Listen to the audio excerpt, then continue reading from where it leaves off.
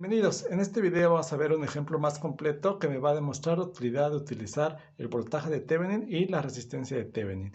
En este caso tenemos un circuito que tiene dos fuentes, una fuente de voltaje independiente de corriente alterna que va a ser igual a 2 veces coseno de omega t.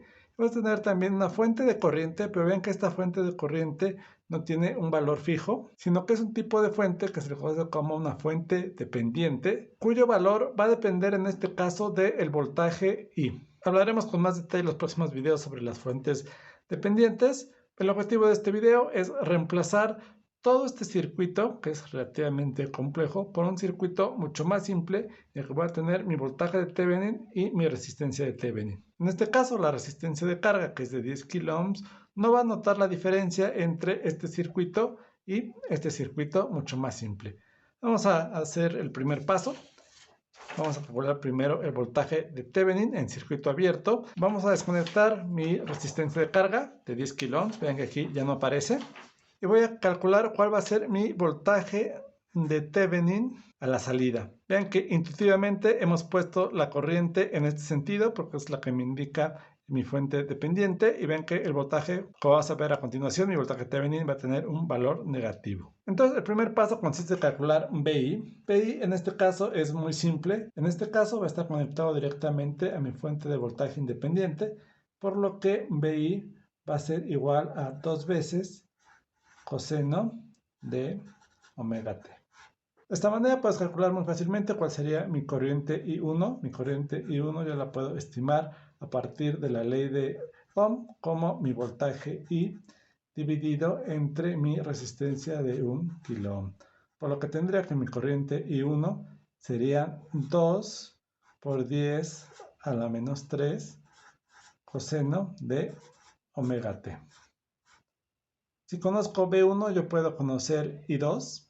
Entonces, I2 va a ser igual a 8 entre 100 ohms, que va a multiplicar a mi voltaje 1. Mi voltaje 1 ya lo conozco, es igual a 2 coseno de omega t, por lo que sería igual a 8 entre 100 por 2 coseno de omega t, o simplemente 8 por 2, 16, recorro dos dígitos decimales, sería 0.16 coseno de omega t, y esto estaría dado en amperes.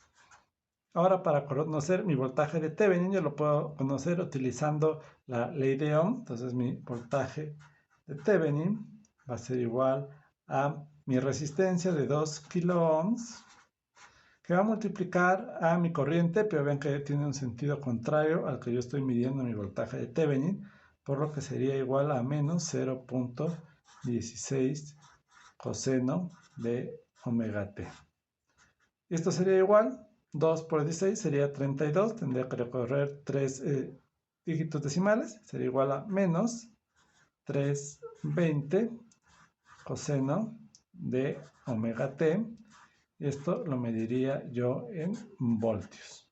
Ahora tendría yo que calcular cuál va a ser mi resistencia de Thevenin. Para calcular mi resistencia de Thevenin, yo voy a hacer mis fuentes de voltaje independientes. Vean que esta fuente de voltaje no se elimina, al menos en primera instancia, porque es una fuente de voltaje dependiente. Únicamente se eliminan las independientes.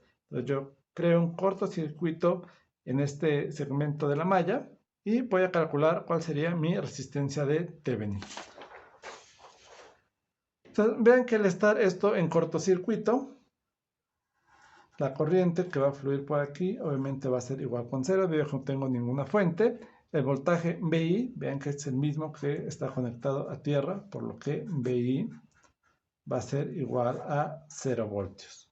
Yo podría conocer mi corriente I2. Mi corriente I2 la definimos como 8 entre 100 ohms por mi voltaje BI, pero hemos dicho que mi voltaje BI es igual con 0, entonces 8 por 100 multiplicado por 0 simplemente me da 0.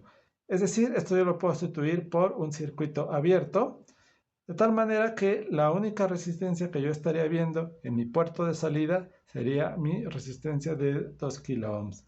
Entonces tengo que mi resistencia de Thevenin va a ser igual a 2 kiloohms. De esta forma, yo puedo ahora escribirlo en mi circuito equivalente. Entonces tendría un voltaje de Thevenin de menos 320 coseno de omega t y una resistencia de Thevenin de 2 kiloohms.